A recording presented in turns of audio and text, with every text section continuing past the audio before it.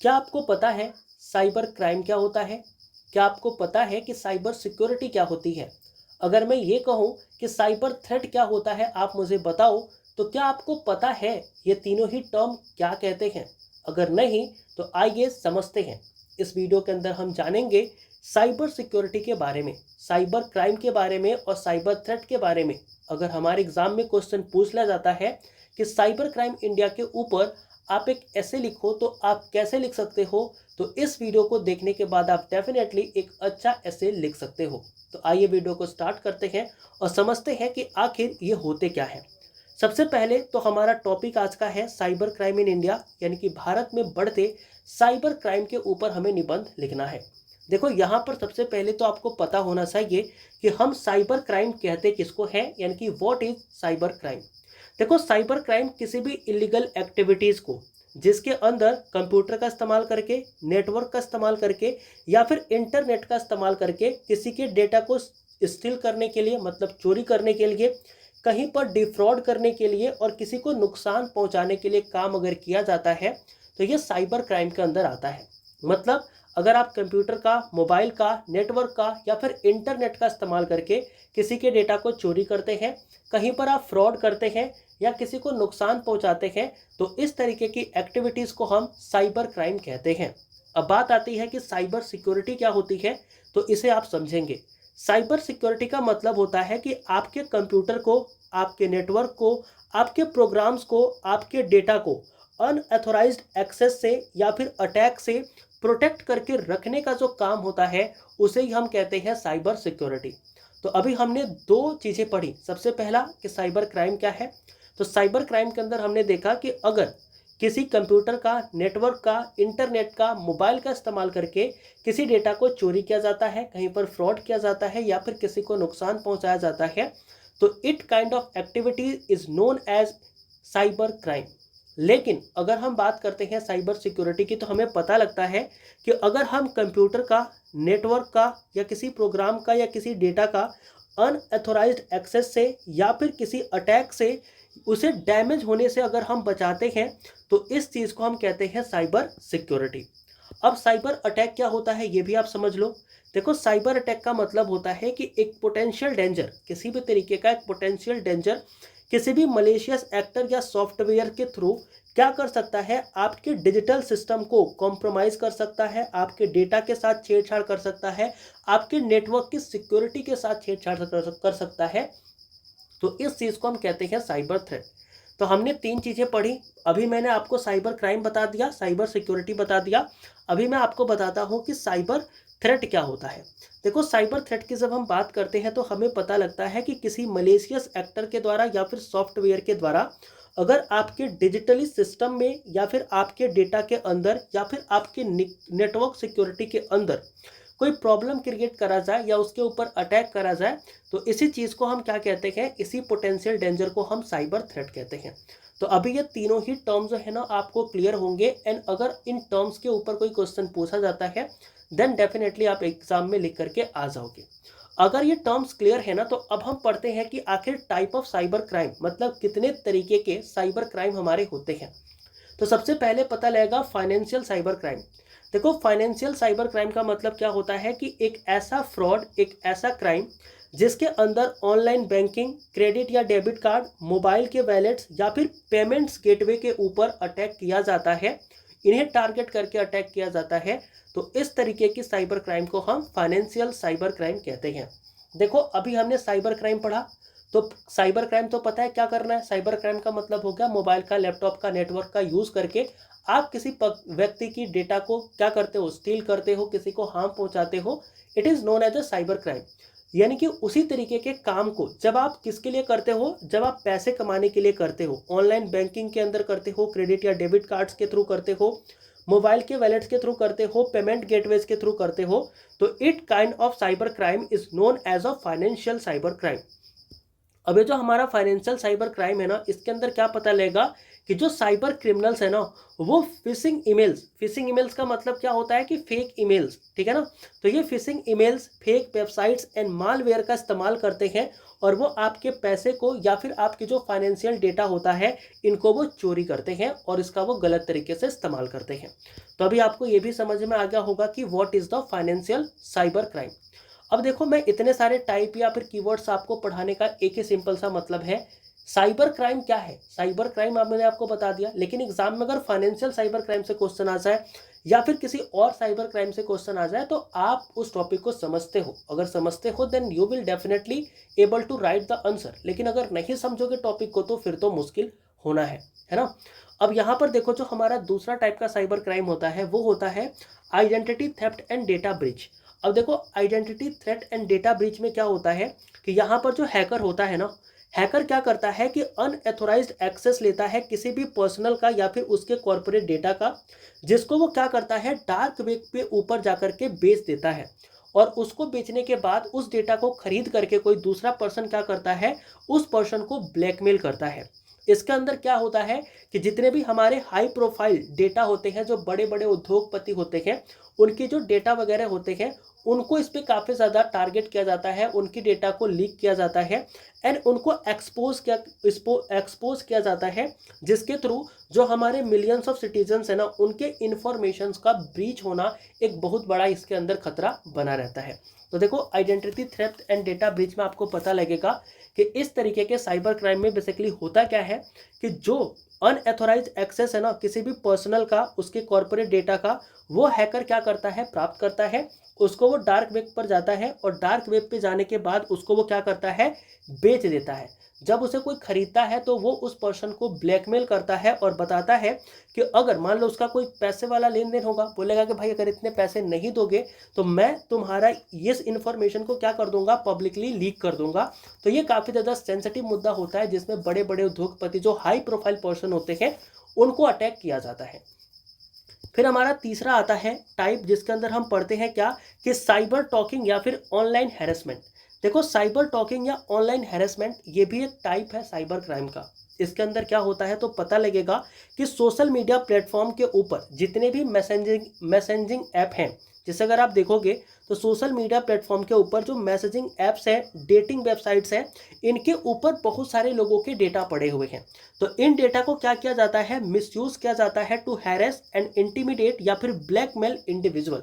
मतलब जो अटैकर होता है, जो हैकर होता है, वो सोशल मीडिया प्लेटफॉर्म्स के ऊपर जो ये मैसेजिंग ऐप है, ठीक है, मैसेजिंग ऐप है, इन ऐप के ऊपर, डेटिंग वेबसाइट्स के ऊपर जो डेटा उपलब्ध है उस डेटा का यूज करके लोगों को हैरेस किया जाता है, इंटीमेट यानी कि उनको धमकाया जाता है और कई बार उनको इंडिविजुअली ब्लैकमेल भी किया जाता है। इसके अंदर बेसिकली किसको टारगेट किया जाता है, जो वुमेन होती हैं और चिल्ड्रेन होते हैं, पर्टिकुलरली जो वल्नरेबल होते हैं आप कह सकते हो, उन लोगों को टारगेट करके उनको साइबर बुलिंग या फिर सेक्सुअल एक्सप्लॉयटेशन उनके साथ करी जाती है। तो it kind of again a cyber crime जो कि आपको यहाँ पर देखने को मिलेगा। फिर हमारे पास एक नेक्स्ट साइबर क्राइम आता है जो कि होता है हैकिंग एंड मालवेयर अटैक। अब देखो, हैकिंग एंड मालवेयर अटैक ये भी एक तरीके का क्या है, ये भी एक तरीके का साइबर क्राइम ही है। इसके अंदर क्या होता है तो आपको पता लगेगा कि जो साइबर क्रिमिनल्स है ना वो करते हैं क्या कि आपके कंप्यूटर के अंदर कोई ऐसा ऑपरेशंस करते हैं, मतलब कोई वायरस वगैरह इंस्टॉल कर देते हैं जिस वायरस की वजह से आप अपने कंप्यूटर को एक्सेस नहीं कर पाते हो, है ना। तो इस तरीके के जो हैकिंग या फिर मालवेयर अटैक है, इसमें होता क्या है कि जो क्रिमिनल्स हैं वो कंप्यूटर के अंदर कोई ना कोई एक डिसरप्ट करने वाला सिस्टम जो है वो इंटर करा देते हैं, डिफेस वेबसाइट, जिसकी वजह से वो वेबसाइट्स को डिफेस कर देते हैं, या फिर कोई वायरस डाल देते हैं जिसकी वजह से वो रैंसमवेयर यानी कि वसूली डिमांड करते हैं। जैसे इसका एग्जांपल मैं देता हूं, आपने दिल्ली एम्स वाला कांड सुना होगा। उसमें क्या किया गया था कि जो दिल्ली का कंप्यूटर लैब था ना उसके अंदर, और दिल्ली का जो ब्लड बैंक वाला बोल सकते हो लैब था, उस पर ना पासवर्ड लगा हुआ था एंड वहां से उसको हैक करके रैंसमवेयर की मांग करी गई थी, मतलब डिमांड की मांग करी गई थी पैसे वगैरह की। तो इस तरीके में होता क्या कि आपके कंप्यूटर में कोई बग भेज दिया जाएगा एंड उस बग की वजह से आपका जो कंप्यूटर है वो काम नहीं करेगा एंड अगर आप अपने कंप्यूटर को यूज करना चाहते हैं तो फिर आपको क्या करना पड़ेगा, कुछ रैंसम मनी देनी पड़ेगी। तो इस तरीके के बोल सकते हो कि यहाँ पर अटैकर जो है वो अटैक करते हैं। इसके अंदर क्या पता लगता है कि जो क्रिटिकल इंफ्रास्ट्रक्चर है, जैसे कि पावर ग्रिड हो गया, हॉस्पिटल हो गए, या फिर जो गवर्नमेंट के नेटवर्क हो गए, उन पर बार बार इस तरीके के जो टारगेटेड अटैक हैं वो करे जाते हैं। तो अभी हमने क्या देखा, हमने यहाँ पर ये देखा कि जो हैकिंग एंड मालवेयर अटैक है, इसमें हमें पता लगता है कि जो साइबर क्रिमिनल्स होते हैं वो कंप्यूटर्स के अंदर एंटर कर जाते हैं, अपने बोल सकते हो डिसरप्ट ऑपरेशंस को वो डिफेस करते हैं, वेबसाइट्स को, या फिर प्लांट कर देते हैं किस चीज़ को, तो आपको पता लगेगा वायरस को। और उसको जब वो प्लांट करते हैं तो इसके वजह से फिर वो रैंसमवेयर क्या करते हैं, डिमांड करते हैं।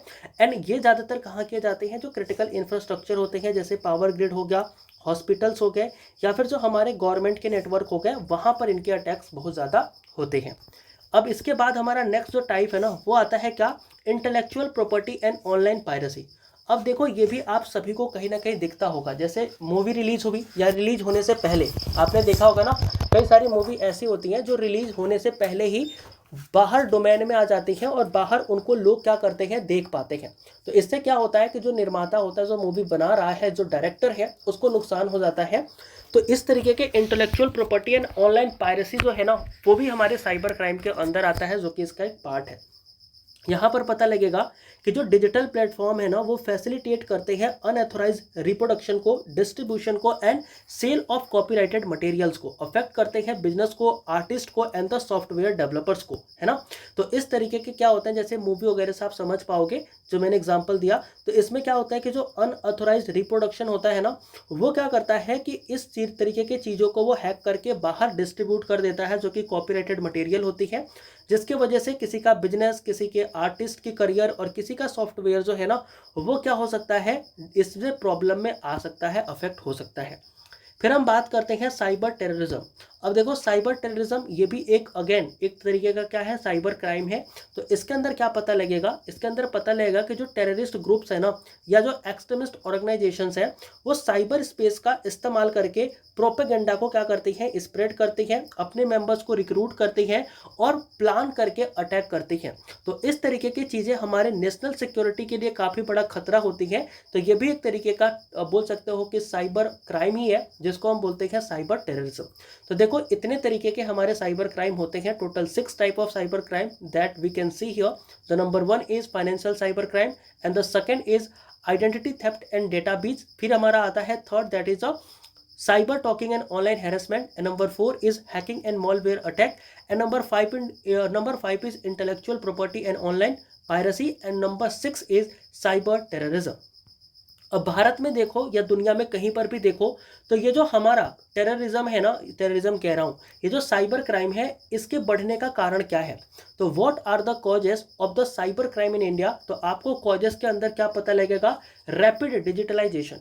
अब देखो हुआ क्या है कि अगर आप भारत की ही बात करोगे ना, तो आफ्टर कोविड-19 की पोस्ट कोविड-19 अगर आप देखोगे, तो हमारे इंडिया में क्या हुआ है कि जो डिजिटलाइजेशन है ना, वो काफ़ी तेज़ी से बढ़ा है। और इस डिजिटलाइजेशन के वजह से जो हमारी मैसिव ग्रोथ है ना, वो इंटरनेट यूज़र की हुई है। अगर आप देखो भारत के अंदर दुनिया में सबसे ज़्यादा इंटरनेट यूज़ करने वाले लोग कहाँ पर हैं, भारत में हैं।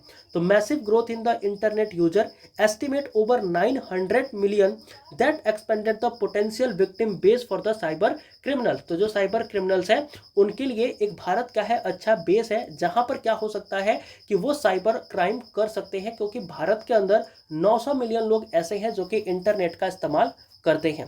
तो रैपिड डिजिटलाइजेशन की वजह से भारत में क्या होता है, साइबर क्राइम देखने को मिलता है। तो पहला कारण तो ये हो गया। दूसरा हो गया लैक ऑफ साइबर अवेयरनेस। अब देखो भारत में क्या है ना कि जो साइबर अवेयरनेस है ये काफ़ी ज़्यादा कम है। मेनी इंडिविजुअल, स्पेशली अगर आप देखोगे तो गाँव के अंदर है ना, तो many individual specially in a rural area are unaware of basic cyber security practices and making them easy targets. अब गाँव के अंदर देखोगे तो लोगों को साइबर सिक्योरिटी के बारे में उतना ज़्यादा कुछ पता है नहीं। तो होता क्या है कि गांव के जो लोग होते हैं ना, उनके पास तो है, वो मोबाइल यूज़ कर रहे हैं, इंटरनेट यूज़ कर रहे हैं, नेट बैंकिंग यूज़ कर रहे हैं, each and every facility that government provided person is using around us. मतलब हमारे आसपास लोग जो हैं वो यूज़ कर रहे हैं उस चीज़ों का। लेकिन अगर आप देखोगे तो जो गांव के लोग होते हैं ना, उनको साइबर सिक्योरिटी के बारे में पता नहीं होता, तो जो साइबर अटैकर्स हैं वो गांव के लोगों को टारगेट करते हैं। एंड ये साइबर अवेयरनेस का भी एक रीज़न है जिसके वजह से भारत में साइबर क्राइम होते हैं। फिर अगर आप देखोगे तो हमारे पास क्या आता है, टेक्नोलॉजिकल सोफेस्टिकिज्म एंड ऑफ क्रिमिनल्स। अब यहाँ पर क्या पता लगता है, देखो टेक्नोलॉजिकल सोफेस्टिकेशन ऑफ क्रिमिनल्स का मतलब क्या होता है कि जो साइबर क्रिमिनल्स है ना, वो एडवांस टूल का यूज़ करते हैं। ये भी एक बात है क्योंकि उनके पास जो टूल है वो हमारे तुम्हारे जैसा तो है नहीं, जो कि एक बार बटन दबाओ तो 2 मिनट में काम करेगा, ऐसा नहीं है। तो उनके पास जो टूल्स है वो क्या है, वो बेसिकली एडवांस कैटेगरी के हैं। उनके जो मालवेयर हैं, जो एआई ड्रिवन टेक्निक्स हैं, जो बाईपास सिक्योरिटी मेजर्स है, ये उनके पास सोफिस्टिकेटेड है, वो एडवांस है, जिसकी वजह से जो साइबर क्रिमिनल्स हैं वो अपनी चीज़ों को ईजिली वे में क्या कर सकते हैं, प्रोसेस कर सकते हैं और अपनी चीज़ों को वो इम्प्लीमेंट भी कर पाते हैं एज दे प्लान। ठीक है, इसके बाद से हम बात करते हैं weak legal and regulatory framework. अब भारत में क्या है कि साइबर क्राइम को लेकर के जो हमारा फ्रेमवर्क है, जो कानून है, जो लीगल प्रोसेस है, वो भी उतना अच्छा, उतना स्ट्रॉन्ग नहीं है। तो अगर देखोगे तो पता लगेगा कि ऑल द लॉ एग्जिस्ट, हालांकि लॉ जो है ना वो एग्जिस्ट करती है भारत के अंदर, but enforcement is often slow. लेकिन इन्फोर्समेंट, उस लॉ को इम्प्लीमेंट करना, ये काफ़ी ज़्यादा स्लो है। And legal provisions are not always up to date. अब जो लीगल प्रोविजन है वो अपडेट भी नहीं रहता। ऐसा नहीं कि मान लो कोई सरकार ने आज से 4-5 साल पहले कोई कानून बनाया, तो उस कानून को आज के दौर में, आज देखोगे तो टेक्नोलॉजी बदल चुकी है, तो कानून को भी बदलना चाहिए, लेकिन कानून हमारा इतनी तेजी से नहीं बदलता। तो ये भी एक थोड़ा ड्रॉबैक है। इसके बाद देखोगे तो इन्हीं सभी चीज़ों की वजह से जो साइबर क्राइम है वो भारत के अंदर बढ़ते रहते हैं। तो हमने कॉजेस भी देख लिया कि रैपिड डिजिटलाइजेशन, मतलब कि टेक्नोलॉजी बढ़ रही है तो लोग क्या है, ससेप्टेबल है इन तरीके के चीज़ों के लिए। फिर आता है लैक ऑफ साइबर अवेयरनेस, कि गांव के लोगों को उतना नहीं पता है साइबर सिक्योरिटी के बारे में, तो जो अटैकर्स हैं वो गांव के लोगों को अटैक करते हैं। फिर आती है टेक्नोलॉजिकल सोफिस्टिकेशन, तो जो हमारे हैकर्स वगैरह हैं वो अच्छे किस्म के जो टूल्स हैं, जो एआई ड्रिवन टेक्नोलॉजी है, या फिर जो उनके पास टेक्नोलॉजी है वो हमारे टेक्नोलॉजी से एडवांस है, जिसकी वजह से वो ये सारे काम कर पाते हैं। फिर आता है लीगल प्रोसेस के अंदर, तो हमें पता लगता है कि भारत के अंदर जो इन्फोर्समेंट है और साथ में जो हमारा लीगल फ्रेमवर्क है वो भी काफ़ी स्लो है और वीक है, जिसके वजह से इस तरीके की चीज़ें होती हैं। अब हम बात करते हैं भारत में लीगल फ्रेमवर्क क्या है, आखिर भारत का कानून क्या कहता है अगर हम साइबर सिक्योरिटी को देखें। देखो यहाँ पर हमें पता लगता है कि जो इंडिया है ना, इसने लीगल फ्रेमवर्क साइबर क्राइम को एड्रेस करने के लिए इस्टेब्लिश किया तो है। अगर तुम देखोगे तो हमारी जो इंफॉर्मेशन टेक्नोलॉजी एक्ट है, जिसको हम आईटी एक्ट 2000 कहते हैं, जिसने क्रिमिनलाइज कर दिया हैकिंग को, आइडेंटिटी थेफ्ट को, एंड डेटा ब्रीच को, एंड साइबर टेररिज्म को। यानी कि जो हमारा आईटी एक्ट है इन ईयर 2000 का, वो कहता है कि भारत के अंदर अगर आप हैकिंग करते हो, अगर आप किसी की आइडेंटिटी को चुराते हो, किसी का डेटा ब्रीच करते हो, या फिर कहीं पर आप साइबर टेररिज्म जैसे काम करते हो, अब ये सारे टर्म आपको समझ में आ रहे होंगे ना। तो ये सब चीज़ें क्या है, भारत में क्रिमिनलाइज है, मतलब कि अगर आप ये करते हो तो आपको क्रिमिनल मान लिया जाएगा और आपको क्या होगी, सजा दी जाएगी। इसके अलावा क्या कहा जाता है कि the IT act has been amended over the year to include provision for the digital signatures, cyber security and online harassment. अब इस आईटी एक्ट में क्या होता है, संशोधन होता है, और संशोधन करके इस प्रोविजन के अंदर डिजिटल सिग्नेचर को, साइबर सिक्योरिटी को और ऑनलाइन हैरेसमेंट को भी क्या कर दिया जाता है, ऐड कर दिया जाता है। यानी कि जो पहले hacking, identity theft, data breach और साइबर सिक्योरिटी आपके क्राइम हुआ करते थे, आज अगर आप कहीं पर गलत सिग्नेचर करते हो, किसी के नाम का फर्जी सिग्नेचर डाल देते हो, डिजिटल सिग्नेचर, साइबर सिक्योरिटी और ऑनलाइन हैरेसमेंट भी क्या होते हैं, क्रिमिनलाइज कर दिए गए हैं। इन एडिशन अगर इसके अलावा देखोगे तो इंडियन पीनल कोड यानी कि आईपीसी जो है वो कवर करती है offences such as fraud, defamation and obscenity when committed through the digital means. यानी कि अगर आप किसी भी डिजिटल तरीके से कहीं पर अगर फ्रॉड करते हो, किसी को डिफेम करते हो, या फिर कहीं पर ऑब्ससीनिटी करते हो, मतलब नग्नतापूर्ण चीज़ें वहाँ पर दिखाते हो, करते हो, तो इट सोच के ये भी एक ऑफेंस है अगर सोशल मीडिया पर अगर आप ये पोस्ट कर रहे हैं तो, ठीक है ना। ये भी एक क्या है, एक बोल सकते हो कि ये भी एक अपराध है और अपराध की आपको सजा मिल सकती है। स्पेशलाइज्ड करा गया cyber crime cells have been set up in a several state. भारत की गवर्नमेंट ने क्या करा कि साइबर क्राइम सेल जो है वो लगभग हर स्टेट के अंदर बनाया। एंड अगर यहाँ पर देखोगे तो सर्ट इन क्या है, computer emergency response team in India, ये काफ़ी ज़्यादा क्रिटिकल रोल प्ले करती है in monitoring and responding to the cyber threat. यानी कि भारत में अगर कोई पर्सन जिसके साथ साइबर क्राइम होने वाला है तो उस चीज़ को पहले से ही भाप लेना, इस सर्ट इनका क्या होता है, काम होता है, जिसको हम बोलते हैं computer emergency response team in India. ठीक है, तो इस तरीके से भारत साइबर थ्रेट को भी क्या करता है, रिस्पॉन्ड करता है एंड उसको मॉनिटर करता है।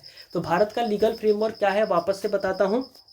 तो मैंने आपको ये बताया कि भारत के अंदर लीगल फ्रेमवर्क ये है कि जो हमारा आईटी एक्ट है 2000 का, वो कहता है कि जो हैकिंग है, आइडेंटिटी थेफ्ट है, डेटा ब्रीच है, ये सभी क्रिमिनलाइज है भारत के अंदर।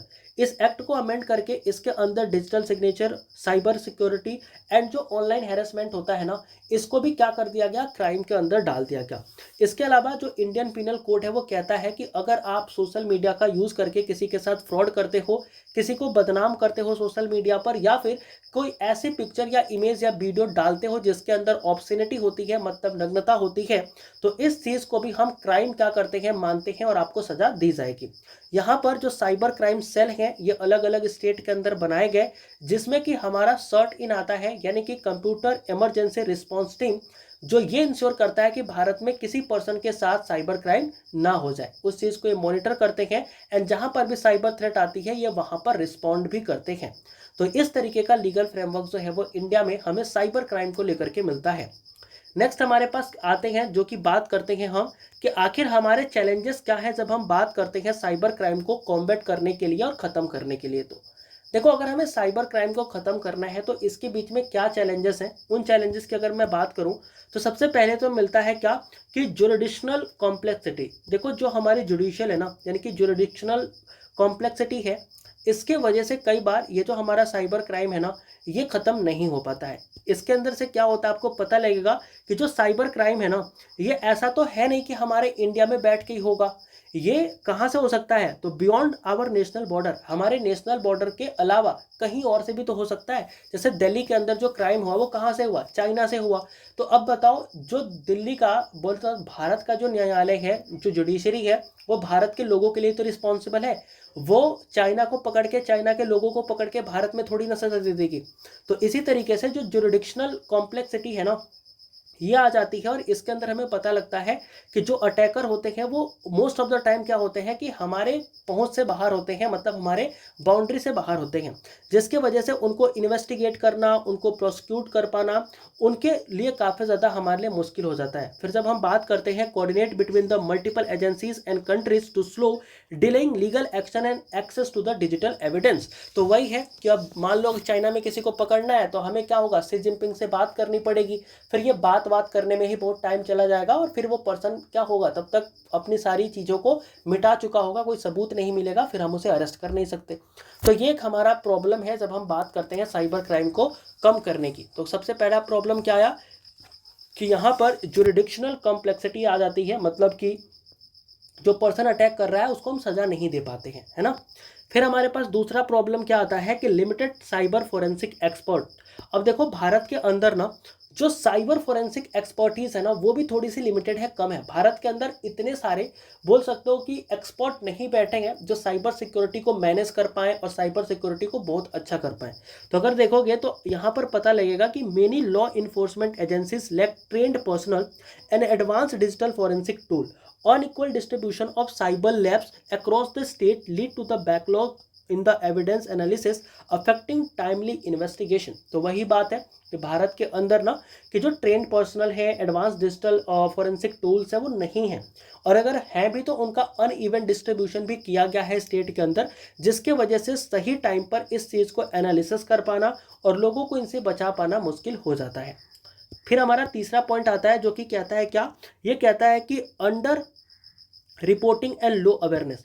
Under reporting and low awareness में क्या होता है कि कई बार लोगों के साथ जब इस तरीके के फ्रॉड हो जाते हैं ना, तो वो अपने आसपास के लोगों को बताते ही नहीं हैं, या फिर वो सरकार को भी नहीं बताते। क्यों नहीं बताते, क्योंकि उनको डर लगता है। किस चीज़ का डर लगता है, एम्बेरसमेंट का, इग्नोरेंस का।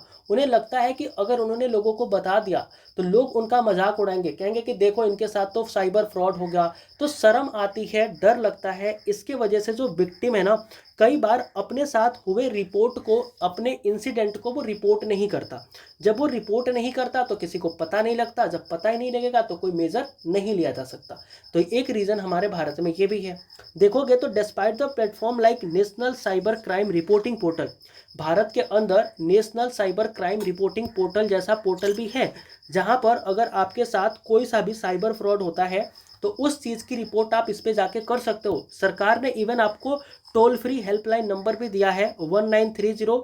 तो इसके ऊपर अगर आप देखोगे ना, यानी कि जो हमारा हेल्पलाइन नंबर है 1930, या फिर जो साइबर क्राइम रिस्पांस पोर्टल है, इसके ऊपर ये सारी चीज़ें हैं जो गवर्नमेंट ने दी है, जहां पर हम क्या कर सकते हैं, अपने साथ हुए फ्रॉड को सरकार को बता सकते हैं, लोगों को अवेयर कर सकते हैं।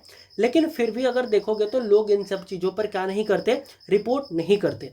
आपको पता लगेगा कि इन द ईयर 2023, यानी कि 2023 के अंदर ये दोनों जो पोर्टल है ना, इनके ऊपर मिला करके दोनों की बात कर रहा हूँ, तो 86,000 केसेस जो है ना वो रिपोर्ट करी गई, जो कि इंडिकेट करता है कि actual incident are likely much higher. मतलब देखो, एक्चुअली जो इंसिडेंट होते हैं ना वो काफ़ी ज़्यादा है, लेकिन रिपोर्ट ही कितने करे गए थे, 86,000। लेकिन एक्चुअल में ये नंबर बहुत बड़ा है, लेकिन लोगों ने रिपोर्ट नहीं किया। तो एक प्रॉब्लम ये भी है।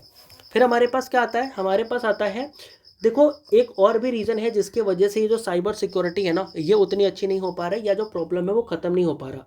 इसमें हमारा आता है क्या, कि रैपिडली इवॉल्विंग थ्रेट। अब देखो, रैपिडली इवॉल्विंग थ्रेट का मतलब क्या है, कि मान लो कोई थ्रेट था जिसको आपने कर्ब किया, ख़त्म कर दिया, लेकिन उसको ख़त्म करने के बावजूद प्रॉब्लम ख़त्म हो जानी चाहिए, लेकिन प्रॉब्लम ख़त्म ना हो करके प्रॉब्लम अब दूसरे रूप में आपके सामने वापस से आ गई। तो आपको क्या पता लगेगा कि जो साइबर क्रिमिनल्स है ना, वो कॉन्टिन्यूसली डेवलप करते रहते हैं इस तरीके के सोफिस्टिकेटेड टेक्निक्स, या फिर AI generated defect, fishing and social engineering scam, जिसकी वजह से अगर आप एक चीज़ से बचते हो तो फिर दूसरे चीज़ में जाकर के फंस जाते हो। तो this evolving threat contributed to online loss of over 22,000 crore in 2024, यानी कि 2024 के अंदर।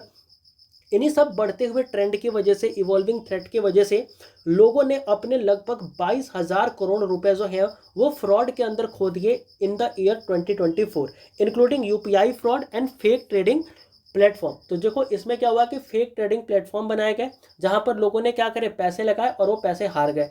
एंड इस पैसे को हारने की वजह से क्या हुआ कि मतलब उनका नुकसान हुआ, जाहिर सी बात है।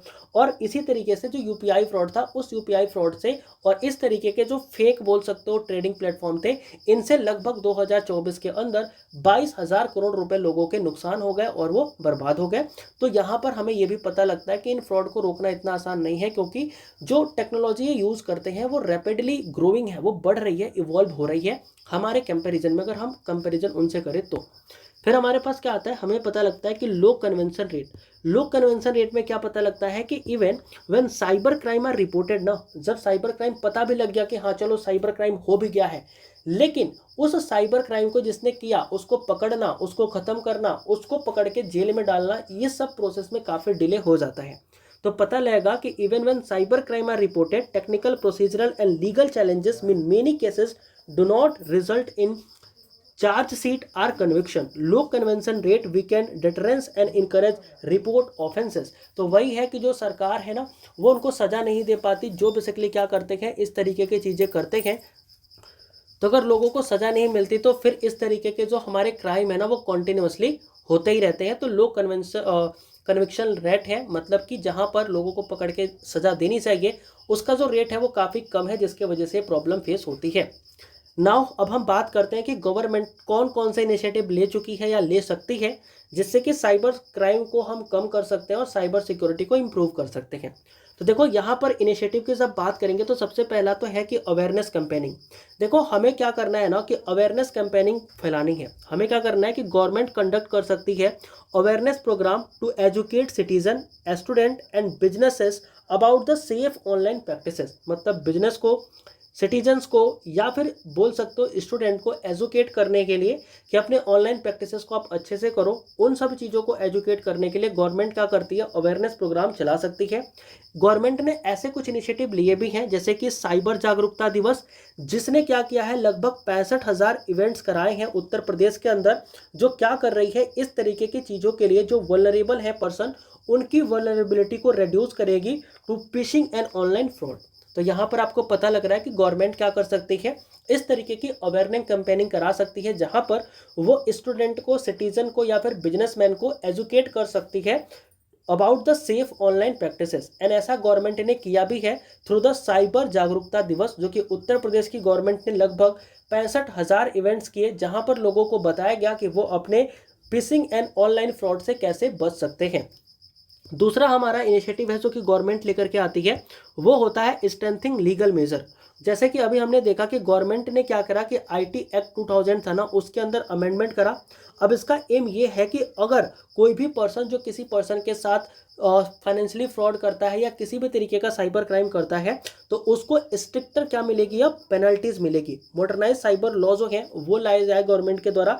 जैसे कि अगेन यहाँ पर आप बात करोगे तो स्टेट लाइक उत्तर प्रदेश ने रिमूव कर दिया है ₹5 lakh limit for the cyber crime FIRs allowing to all cyber incident to be register for the investigation. इसका मतलब क्या कि जो उत्तर प्रदेश की सरकार है ना, उसने जो 5 लाख रुपए थे, जैसे सरकार क्या करती थी, पहले आपका रिपोर्ट तभी लिखा जाता था जब मान लो 5 लाख रुपए से ऊपर का आपको नुकसान हुआ हो, जब आपके बैंक अकाउंट से पैसे इतने से ज़्यादा कटे हों, ठीक है ना।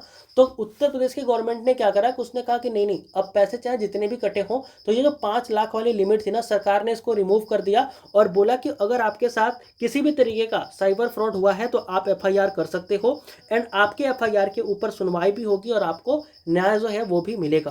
तो ये जो 5 लाख रुपए वाला लिमिट था वो उत्तर प्रदेश की गवर्नमेंट ने क्या कर दिया है, खत्म कर दिया है। तो इसी तरीके से गवर्नमेंट क्या कर सकती है, जो हमारे लीगल मेजर्स है ना, उनको और भी ज़्यादा स्ट्रेंथन कर सकती है। फिर हमारे पास आता है थर्ड बेसिकली क्या पता लगेगा हमें, थर्ड इनिशिएटिव ये है कि गवर्नमेंट क्या कर सकती है, कैपेसिटी बिल्डिंग कर सकती है या फिर टेक्निकल ट्रेनिंग दे सकती है। कैपेसिटी बिल्डिंग का मतलब क्या होता है कि जो हमारे इंडिया के अंदर साइबर क्राइम सेल है ना, उनको और भी ज़्यादा हम एक्सपांड कर सकते हैं, डिजिटल फॉरेंसिक लैब को एक्सपेंड कर सकते हैं।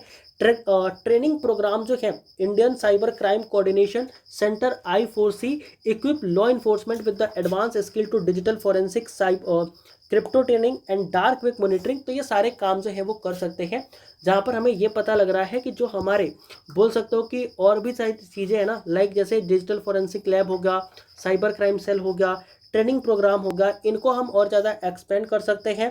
इंडियन साइबर क्राइम कोऑर्डिनेशन दिखा सकते हैं, जिसकी वजह से लोगों का स्किल इन्हेंस होगा और digital forensic and crypto tracking जैसे चीज़ें ला करके, डार्क वेब मॉनिटरिंग ला करके हम इन सभी प्रॉब्लम को मॉनिटर कर सकते हैं।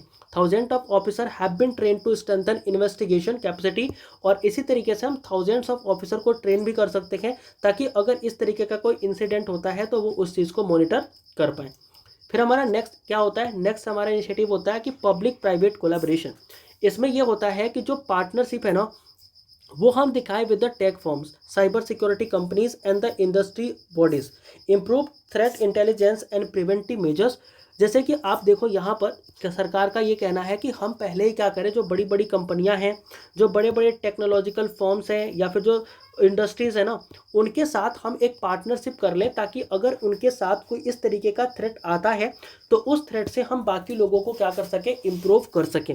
यहाँ पर गवर्नमेंट इस चीज़ के बारे में बात कर सकती है कि जैसे कुछ टूल हैं जैसे कि साइबर स्वच्छता केंद्र, ये हेल्प करती है सिटीजन्स को डिटेक्ट करने के लिए मालवेयर एंड बूटनेट्स को, वाइल AI बेस्ड मॉनिटरिंग जो एड्स है ना, वो भी क्या कर सकते हैं, लॉ को इन्फोर्स कर सकते हैं in the real time threat detection. अब इसके बाद हम बात करते हैं हमारे नेक्स्ट इनिशिएटिव की, जो कि हमारा क्या होता है, reporting platform and international cooperation.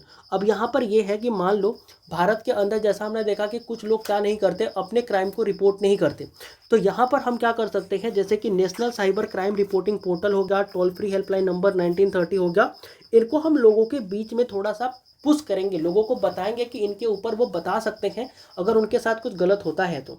इसमें हम विक्टिम को असिस्ट भी कर सकते हैं। And by 2024 over 1 million calls were handled mitigating more than 5,000 crore in the potential loss. India also collaborate internationally for the joint investigation against the cross border cyber crime। तो यहाँ पर पढ़ के समझ में आ रहा है कि इंडिया क्या कर रहा है कि जो क्रॉस बॉर्डर साइबर क्राइम है उसके अगेंस्ट काम कर रहा है ज्वाइंट वेंचर के साथ। लगभग जो हमारे 5,000 करोड़ जो हमारे लॉस थे उनको हमने क्या किया है, रिकवर किया है, मिटिगेट किया है। 1 मिलियन से भी ज़्यादा कॉल जो हैं वो 1930 के ऊपर डील किए गए हैं बाई 2024। तो यहाँ पर हमें इन सब चीज़ों के बारे में पता लगता है कि जो गवर्नमेंट के इनिशिएटिव है, स्ट्रेटजीज हैं, जिससे कि साइबर क्राइम इन इंडिया को हम स्ट्रेंथन कर रहे हैं। बाकी अगर हम बात करें कंक्लूजन की, तो कंक्लूजन में क्या लिख सकते हो, सिंपल सा बात आप लिख सकते हो कि जो साइबर क्राइम है ना भारत के अंदर, वो एक ग्रोइंग थ्रेट है जो कि अंडरमाइन करता है पर्सनल सिक्योरिटी को, इकोनॉमिक स्टेबिलिटी को एंड नेशनल सेफ्टी को। अभी जो बहुत तेज़ी से बदल रही ट्रांसफॉर्मेशन है ना डिजिटल एरा का, ये प्रोवाइड करती है opportunity for growth and innovation, लेकिन इसके साथ साथ वो एक्सपोज भी हमें करती है और जो भी लोग वल्नरेबल होते हैं उनको एक्सप्लॉइट होने के लिए भी बाय द साइबर क्रिमिनल। अगर हम क्या करते हैं, साइबर क्राइम को एड्रेस करना चाहते हैं तो हमें मल्टी प्रोरोंग्ड अप्रोच होनी चाहिए, मतलब एक बहुत लंबी अप्रोच हम बोल सकते हैं। अलग अलग डायरेक्शन में जो है वो उस तरीके का अप्रोच होना चाहिए जिसके अंदर हम लीगल रिफॉर्म ला सकते हैं, टेक्नोलॉजिकल सोल्यूशन ला सकते हैं, पब्लिक अवेयरनेस कर सकते हैं, कैपेसिटी बिल्डिंग कर सकते हैं और इंटरनेशनल कोऑपरेशन दिखा सकते हैं, जिससे कि साइबर क्राइम कम हो सकता है। सिटीजन्स को चाहिए कि वो अडॉप्ट करें responsible digital behaviour. Businesses should implement robust cyber security protocol, और जो हमारे गवर्नमेंट है वो उनको अपने इस चीज़ को, अपने इन्फोर्समेंट मैकेनिज्म को बढ़ाने के ऊपर, इन्हेंस करने के ऊपर ध्यान देना चाहिए। वनली थ्रू सच अ कॉम्प्रीहेंसिव स्ट्रेटजी, मतलब इसी तरीके के कॉम्प्रीहेंसिव स्ट्रेटजी के साथ इंडिया जो है वो डिजिटल इकोसिस्टम को सेफगार्ड कर सकता है और इंश्योर कर सकता है बेनिफिट ऑफ टेक्नोलॉजी सभी के लिए, ना कि वो किसी के लिए रिस्क बने, मतलब कि बेनिफिट ऑफ टेक्नोलॉजी का ना कि वो किसी के लिए रिस्क हो। फिर इस तरीके के काम जो है वो गवर्नमेंट कर सकती है अगर इन सारी चीज़ों को वो अच्छे से यूज करती है। तो यह था हमारा ऐसे। I hope and I believe कि आपको समझ में आया होगा। देखो, इतने सारे पॉइंट देने का, बताने का मतलब यही होता है कि अगर एग्जाम में इस टॉपिक से कुछ भी पूछा जाए, कोई भी कीवर्ड आपको आ जाए, तो आप उस कीवर्ड को समझ करके एक अच्छा ऐसे जो है वो अपने एग्जाम के अंदर लिख पाओ। इस वीडियो की लेंथ काफ़ी लंबी हो गई, बड़ी वीडियो हो गई, 36 मिनट की हो गई, बट कोई नहीं, जिसने भी देखा यहाँ तक थैंक यू एक बार, लेकिन कमेंट करके ज़रूर बताना जिसने भी देखा हो, ठीक है। तो मिलते हैं नेक्स्ट वीडियो में किसी नए टॉपिक के साथ, तब तक के लिए सभी को जय हिंद।